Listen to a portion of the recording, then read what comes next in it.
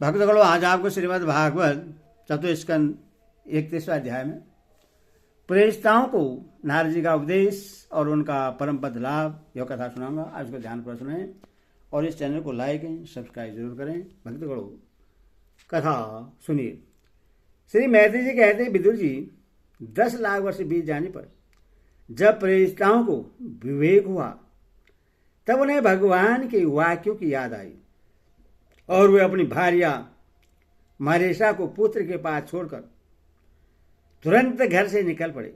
वे पश्चिम दिशा में समुद्र के तट पर, जहां जाजली मुनि ने सिद्धि प्राप्त की थी, जा पहुंचे और जिससे समस्त भूतों में एक ही आत्म तत्व विराजमान है ऐसा ज्ञान होता है, उस आत्म विचार रूप ब्रह्म शस्त्र का संकल्प करके बैठ गए।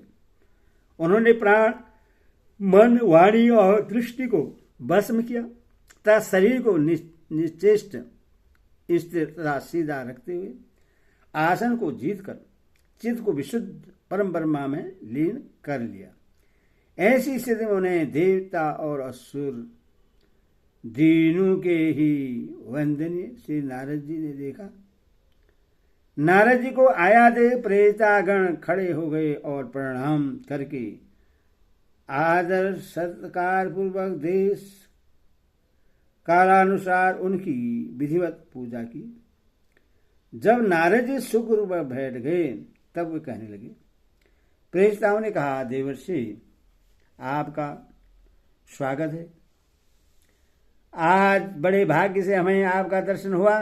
ब्राह्मण, सूर्य के समान आपका घूमना फिरना भी ज्ञानालोक के लोक से समस्त जीवों को अभय दान देने के लिए ही होता है। पर हो, भगवान शंकर और श्री विष्णु भगवान ने हमें जो उपदेश दिया था उससे गृहस्थी में आसक्त रहने के कारण हम लोग प्राय भूल गए हैं। अतः आप हमारे हृदय में उस परमार्थ तत्व का साक्षात्कार कराने वाले अध्यात्म ज्ञान को फिर प्रकाशित कर दीजिए, जिससे हम सुगमता से ही इस दुस्तर संसार सागर से पार हो जाएं। श्री मैत्री जी कहते हैं, भगवानमय श्री नारद जी का चित्त सर्वदा भगवान श्री कृष्ण में ही लगा रहता है। वे प्रेरिताओं के इस प्रकार पूछने पर उनसे कहने लगे। नारद जी ने कहा, राजाओं, इस लोक में मनुष्य का वही जन्म, वही कर्म, वही आयु, वही मन और वही वाणी सफल है जिसके द्वारा सर्वात्मा सर्वेश्वर श्री हरि का सेवन किया जाता है। जिनके द्वारा अपने स्वरूप का साक्षात्कार कराने वाले श्री हरि को प्राप्त न किया जाए, उन माता पिता की पवित्रता से, यज्ञोपवीत सरकार से एवं यज्ञ दीक्षा से प्राप्त होने वाले उन 3 प्रकार के श्रेष्ठ जन्मों से, वेदोक्त कर्मों से, देवताओं के समान दीर्घ आयु से, शास्त्र ज्ञान से, तप से, वाणी की चतुराई से, अनेक प्रकार की बातें याद रखने की शक्ति से, तीव्र बुद्धि से, बल से, इंद्रियों की पटुता से, योग से, सांख्य और आत्मानात्मक विवेक से, संन्यास और वेदाध्ययन से तथा व्रत, वैराग्य आदि अन्य कल्याण साधनों से भी पुरुष का क्या लाभ है। वास्तव में समस्त कल्याणों की अवधि आत्मा ही है और आत्मज्ञान प्रदान करने वाले श्री हरि ही संपूर्ण प्राणियों की पीढ़ी आत्मा है। जिस प्रकार वृक्ष की जड़ सींचने से उसके तना, शाखा, उपशाखा आदि सभी का पोषण हो जाता है और जैसे भोजन द्वारा प्राणों को त्रिवृत करने से समस्त इंद्रियां पुष्ट होती हैं, उसी प्रकार से भगवान की पूजा ही उसकी पूजा है। जिस प्रकार वर्षा काल में जल सूर्य के तप से उत्पन्न होता है और ग्रीष्म ऋतु में उसी की किरणों में पुनः प्रवेश कर जाता है, तथा जैसे समस्त चराचर भूत पृथ्वी से उत्पन्न होते हैं और फिर उसी में मिल जाते हैं, उसी प्रकार चेतना चेतनात्मक यह समस्त परपंच श्री हरि से ही उत्पन्न होता है और उन्हीं में लीन हो जाता है। वस्तुतः यह विश्वात्मा श्री भगवान का बहु शास्त्र प्रसिद्ध सर्वोपाधि रहित स्वरूप ही है। जैसे सूर्य की प्रभा उससे भिन्न नहीं होती, उसी प्रकार कभी कभी गर्दव नगर के समान ईश्वरित होने वाला यह जगत भगवान से भिन्न नहीं है।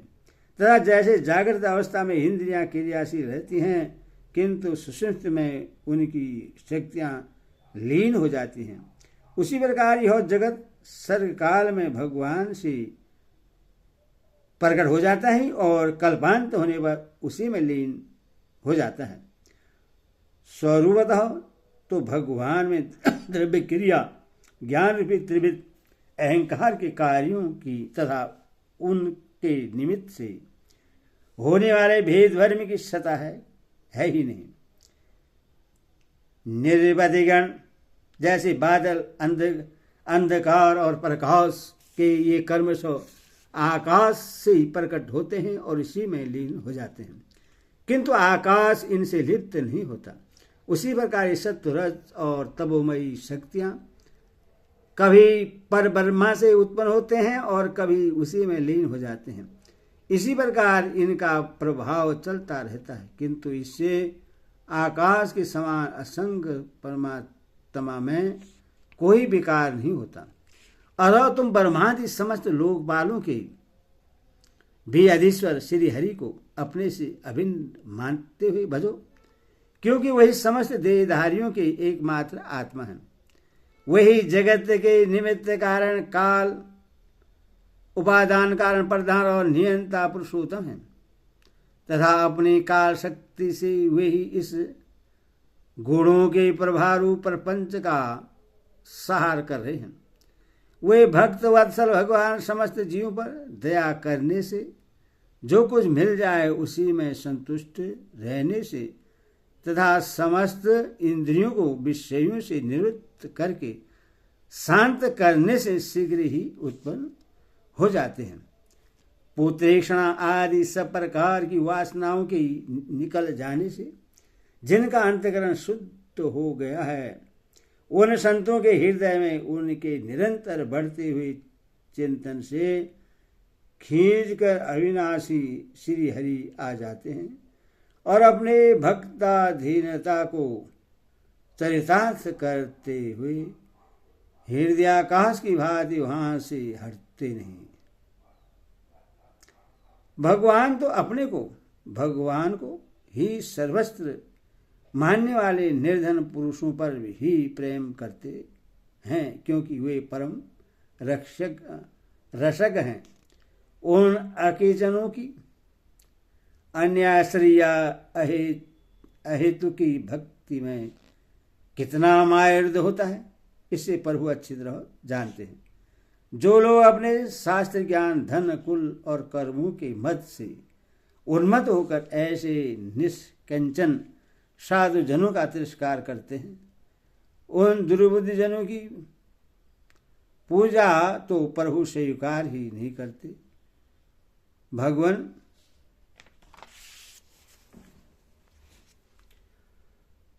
स्वरूपानंद से परिपूर्ण है। उन्हें निरंतर अपनी सेवा में रहने वाली लक्ष्मी जी तथा उनकी इच्छा करने वाले नरपति और देवताओं की भी कोई परवाह नहीं है। इतने पर भी वे अपने भक्तों के तो अधीन ही रहते हैं। अहो, ऐसे ही करुणा सागर श्री हरि को कोई भी कृतज्ञ पुरुष थोड़ी देर के लिए भी कैसे छोड़ सकता है। श्री मैत्री जी कहते हैं, विदुर जी, भगवान नारद ने प्रेरिताओं को इस उपदेश के साथ साथ और भी बहुत सी भगवत संबंधी बातें सुनाई। इसके बाद साथ वे ब्रह्मलोक को चले गए। प्रेरितागण भी उनके मुख से संपूर्ण जगत के पाप रूपी मल को दूर करने वाले भगवत चरित सुंदर भगवान के चरण कमलों का ही चिंतन करने लगे और अंत में भगवत धाम को प्राप्त हुए। इस प्रकार अब आपने जो मुझसे श्री नारद जी और प्रेरिताओं के भगवत कथा संबंधी संवाद के विषय में पूछा था, वह मैंने आपको सुना दिया। श्री सुखदेव जी कहते हैं, राजन, यहाँ तक स्वयं मनु के पुत्र उत्तानपाद के वंश का वर्णन हुआ। अब पिरिवर्त के वंश का विवरण भी सुनो। राजा पिरिवर्त ने श्री नारद जी से आत्मज्ञान का उपदेश पाकर भी राज्य भोग किया था तथा अंत में इस संपूर्ण पृथ्वी को अपने पुत्र में बांटकर वे भगवान के परम धाम को प्राप्त हुए थे। राजन, इधर श्री मैत्री जी के मुख से यह भगवद गुणानुवाद युक्त पवित्र कथा सुनकर विदुर जी प्रेम मग्न हो गए। भक्ति भाव का उद्रेक होने से उनके नेत्रों पवित्र आंसू की धारा बहने लगी तथा उन्होंने हृदय में भगवत चरणों का स्मरण करते हुए अपना मस्तक मुनिवर मैत्री जी के चरणों पर रख दिया। विदुर जी कहते हैं, महायोगिनी, आप बड़े ही करुणामय हैं। आज आपने मुझे अज्ञान अंधकार से उस पार पहुंचा दिया है जहां अंकिचनों के सर्वस्व श्री हरि विराजते हैं। श्री सुखदेव जी कहते हैं, मैत्री जी को उपयुक्त कृतज्ञता सूचक वचन कहकर तथा प्रणाम कर विदुर जी ने उनसे आज्ञा ली और फिर शांत चित्त होकर अपने बंधुजनों से मिलने के लिए हुए हस्तिनापुर चले गए। राजन, जो पुरुष भगवान के शरणागत परम भागवत राजाओं का यह पवित्र चरित्र सुनेगा, उससे दीर्घ आयु, धन, सुयश, सेव, सदगति और ऐश्वर्य की प्राप्ति होगी। चतुष्क हरि ओम तत्सत्। हरि ओम। कृष्ण भगवान की जय।